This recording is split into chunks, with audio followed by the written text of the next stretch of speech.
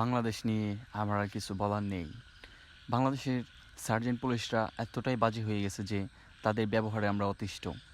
এখন তারা আমাদেরকে কি করে, রাস্তাঘাটে গাড়ি পার্কিং করে রাখলেও আমাদেরকে হেস্তনেস্ত করার চেষ্টা করে তারা। আজকে যে একটি ঘটনা, সেটা হচ্ছে গিয়ে যে আমার এক চাচাতো ভাইয়ের সে হচ্ছে গিয়ে যে মিশু গাড়ি চালায়। মিশু বলতে গেলে অটো, যেটা মিনি অটো বলে, ওইগুলো হচ্ছে সে চালায়। সে তার গাড়িটা সাইড করে সারাদিন গাড়ি চালাইছে, তো তাই খেতে গিয়েছিল হালকা নাস্তা। তার ভিতরেই সার্জেন্ট পুলিশ এসে তার গাড়ির চাবি চুবি সব নিয়ে নিয়েছে, তাকে নাকি মামলা দিবে। এখন ভাই আমার কথা হচ্ছে গিয়ে যে, আমার কথা একটাই যে সে কি সারাদিন কাজ করে দুমুঠো খেতেও পারবে না গাড়িটা পার্কিং করে? মানে সে, তার গাড়ি তো পার্কিং ছিল, তারপরেও কেন পুলিশ এসে তার গাড়ির চাবিটা নিয়ে নিল? আমার আর কিছু বলার নেই ভাই বাংলাদেশ পুলিশ নিয়ে। এখন পুলিশের কথাগুলো শুনেন, যা কি বলে সে, তার মুখের ভাষা এত বিশ্রী যা বলার বাহিরে।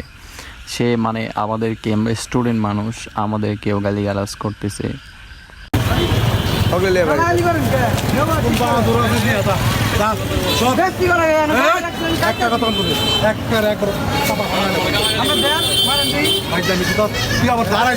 আবার তর্ক করো,